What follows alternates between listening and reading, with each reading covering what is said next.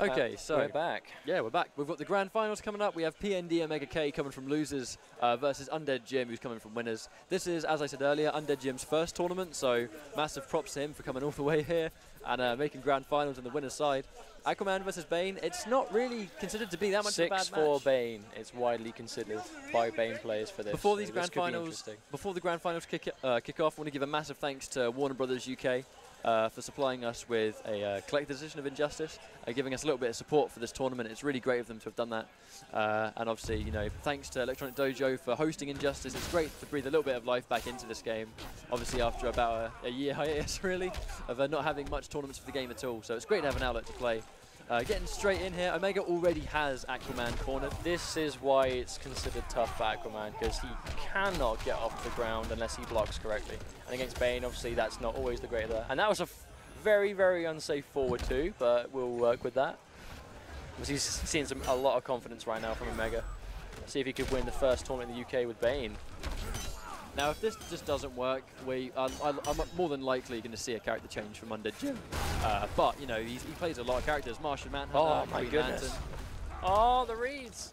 I think this is going to be welcome to level 3 Bane, ladies and gentlemen. That's a very quick round one. You know, just like that, game one's over. And that's just after a few hits from just Bane steamrolling the hell out of Aquaman. I always felt that the Arkham Asylum was a very strong stage for Bane. So this was a very good fortune that landed on this one. I suppose it depends because, you know, Bane it's mainly a good stage for just power characters in general, I suppose.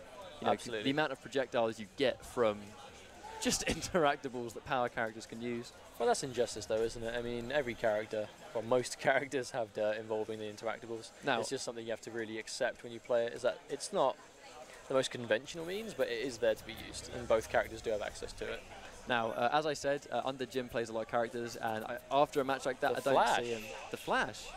He's not played Flash at any point today, and Flash is a very execution-heavy character. Well, and if you drop versus Bane, you're in trouble. I guess we'll see, but playing an execution-heavy character that you've not used all day, that can really bite you in the backside. But this is, you know, as I said before, Aquaman was considered a good match for Bane players. This is considered a very, very, very bad match. So we're going to have to see. As I mentioned earlier, Flash is one of those characters that just had really rapidly hitting moves. They tend to chew through armor in some instances, and he has massive combo damage. Even without Bane being on debuff, he hits really hard. Oh, I guess that forwards you down. Good hitbox on it. Wake up charge. That wake up charge is not unsafe, so if you do get the read, you can crouch it and get yourself a punish. So there you go. And said before, because he was in debuff, he enhances the backbreaker to just use that time, get more towards having Venom back. That back jump was likely to try and make it whiff. It is. The back jump is to bait that charge, but we'll see. Oh, the forward dash throw, the balls on that. Hello, whiff. Oh, my goodness. The hitbox. There we go. I mean, it did seem like Undeadjim did have a lot of momentum there, but look at the health bar. It's not that much different. Yeah, it's still fairly even, but he's going to get caught in a full corner combo here. Yeah, he dropped it, unfortunately. Drops it, but you know he's still got about 50% damage. That's not too bad. When Bane's got Venom, he's going to do that. He's got the meter to burn. Why not? Unfortunately, he's on debuff, and again getting good mileage out of that tick throw. He does manage to get the level 1 Venom before the ground pound actually. That was an extremely risky wake up uppercut there. It wasn't punished. I assume he wanted to meter burn it and decided not to at the last minute. He's going to win this clash though. He's going to get that health back. But he is now without a clash, and he's against the Flash. So if he gets hit by one hit confirm, this could be it. He has not got that health left. He needs to manage that Venom very carefully. Obviously, he's kind of Undeadjim, not going for the wake-ups when he thinks he is. Which is there we go. This could be it. Oh Level my 3. Goodness, here we go. One more hit. One more hit, isn't it? A few seconds, and he's on debuff. Oh, that wager though. That was a very, very, very good wager. I mean, he had no choice, but you know, yeah, if he didn't wager, that would have been death. But he is now stuck on debuff versus a very fast and annoyed Flash. Oh my goodness! How is that happening? No! I can't help but feel like he thought he was going to charge. He thought to swat him out of it. He did get a bit too overzealous there. He thought the charge was coming, so he wanted to bat him out the air like a baseball with it, but no, he was waiting for it, and then he X-charged. He had 1 meter left. He had I suppose 1 meter, and that was it. All right, so that's going to be 1-1. I mean, you know, by no means was that a blow-up, so there's no real reason to change character here. Oh, really nice air throw. And a big deal there is put him in the corner. He does drop the mid-screen B&B. As we mentioned, you know, playing an execution-heavy character when you're, you know, you've not really used him, it can bite you in the arse. But, you know, he's doing well here. Too much debuff, he's got to wait out. Full 6 seconds. And Throw's going to use up most of it. Yes. Oh He my just God. dashes straight into that drop kick. He's now going to put him in the he's going to put him in the corner there. So there we go. That's the read. He got it. He read the charge, got the back jump, and now he's winning. I mean, obviously, Flash, you know, hits really hard, so that could very much just be the second round. There you go. He decided to go in to try and save the debuff there, but unfortunately, he just ran straight into a Flash normal. Now, the thing is, he's Another not drop. He's not particularly scouting out those full-screen meter burn charges. I mean, it's generally quite obvious when a Flash will go. I mean, obviously, you know, in the heat of the grand finals, you know, you think of it a little bit differently sometimes. Gets hit by the last hit, that string. Level 3 now. He's got the meter. Every raging charge just hurts massively. I mean, obviously, Undeadjim going for the EX one there. He's going for the meter burn uppercut, pretty much just because it hits more. If he goes for a regular uppercut, then Bane will go straight through. He's got Venom back, and he's got plenty of time. Oh, this could be it. One more hit could be it. He's going to push block. Really smart push block there. There we go. And the good thing about the meter burn Venom upper is it's unclashable. It is a 2-hit combo, but it is unclashable. So if you get hit by it, and the level 3 meter burn Venom upper does about 35% damage. So that's unclashable. So is the body, so is the elbow drop, so is the body press. So all of Bane's level 3 specials are unclashable. Even before. Apart from double punch.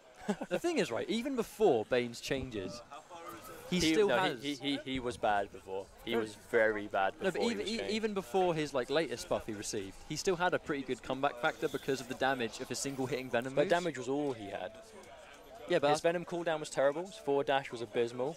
His forward dash was obviously huge, as ours is. His forward dash was pretty dire. I do feel his buffs were necessary. I don't feel he's too good now. He's very cheap now. He's very cheap, but he's still not the best. I don't know. In a game with perfect characters. And this is another one of those sort of widely considered 6-4 matchups. Yeah, this is another matchup that is considered good for Bane. Now, although the minigun there seems to deal with him quite well, it's pretty much what Green Lantern has to do. Without the meter burn version of the minigun, there's no real way that Green Lantern can keep Bane out. Obviously, his only wake-up attacks are single hitting as well, so Venom will just go straight through them. But you know, Green Lantern does have the tools to make this work. That's good damage. That cross-up didn't work. Undeadjim has got some really tricky Green Lantern pressure, so if he can stay on Omega when he's on Diva, again, getting really good mileage out of that grab. He's just really good with the tick throws right now. He's remembering what normals hit who in what range, and he's just going for the tick throws, and he's getting a lot. You can see Undeadjim starting to jump to get away from these. You can't really keep him out though. I mean, there's no real way that Undeadjim can get up with a wake-up attack. Well, you gotta remember, like Omega is still coming from losers. If Undead loses this, he's still it's reset. It's back to normal. Although that is a bit of a mental break. If 3 of your best characters have just gone down to 1 character. Now the thing is, Green Lantern has no meter, so although that works as a wake-up, he can't do it anymore because it's gone. So now he's on the ground. He's got a bar of meter, so he might be able to do it again. That's going to hurt a lot, though. Level 3, not quite enough.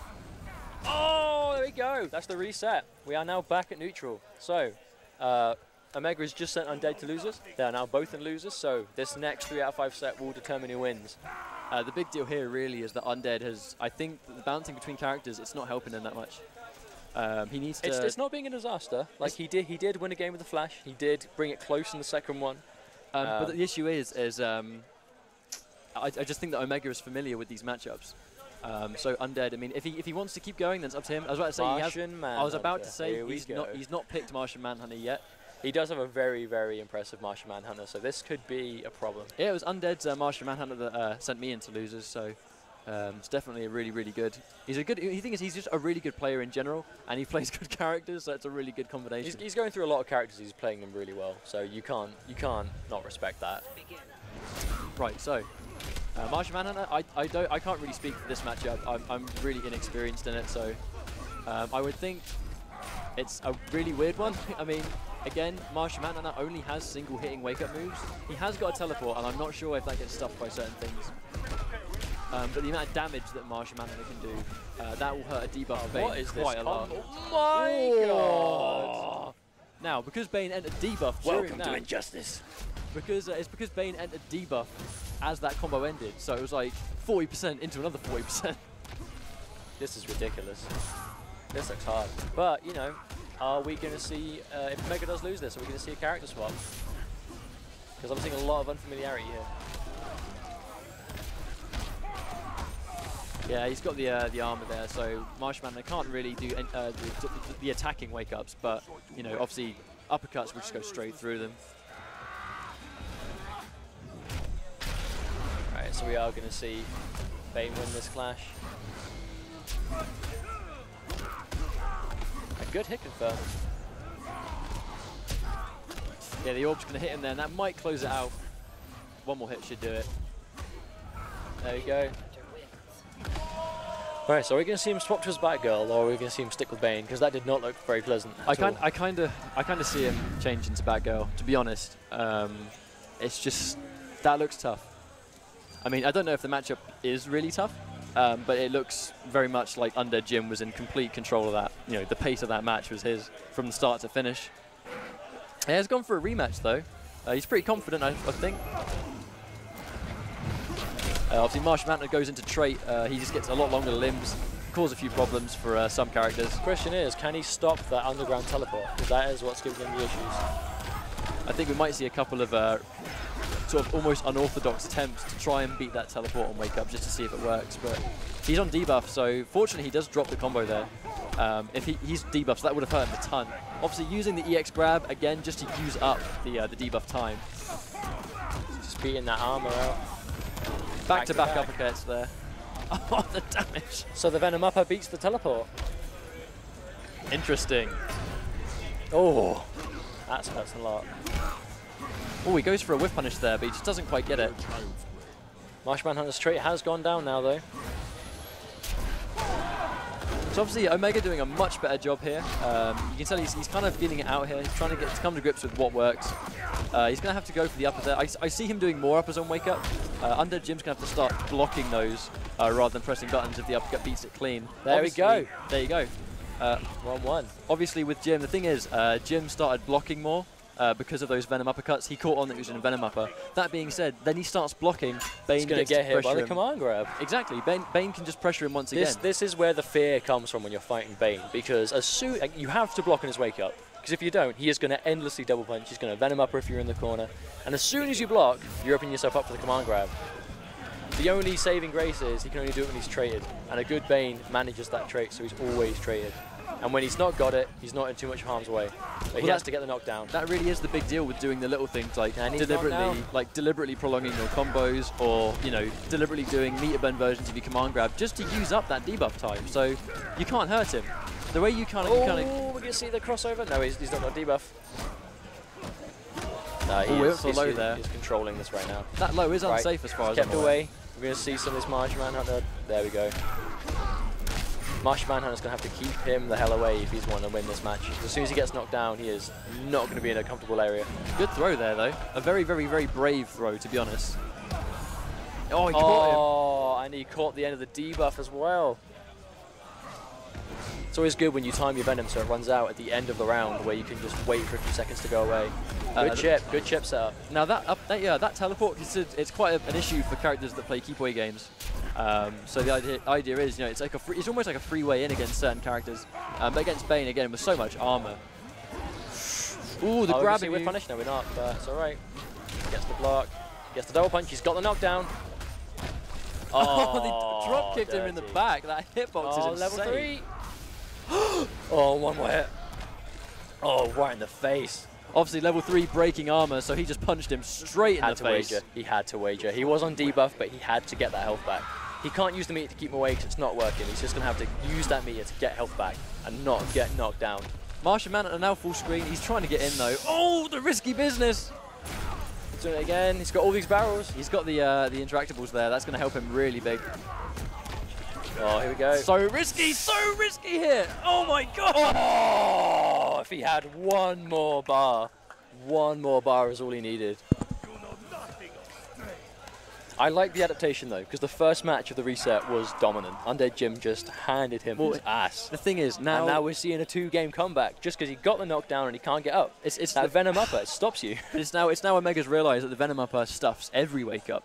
I mean, it's unsafe on block, but he can meter burn it to make it safe. Meter burn is safe, and actually plus on block from some distances. Not point blank, but it's enough. And if he does it again, then obviously he's going armor into armor into armor. Then the issue here is that Undeadjim's kind of... He's gone through his characters. He's gone through 4 characters.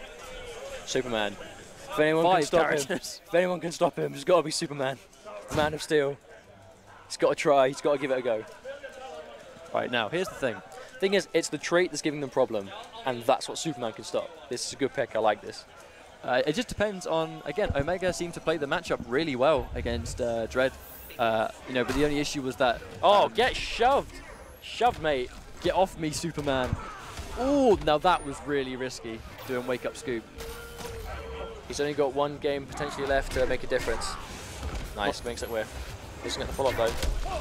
But again, this is going to happen when you swap from character to character. I've not really seen Undeadjim Superman in action though, so we don't know how experienced he is.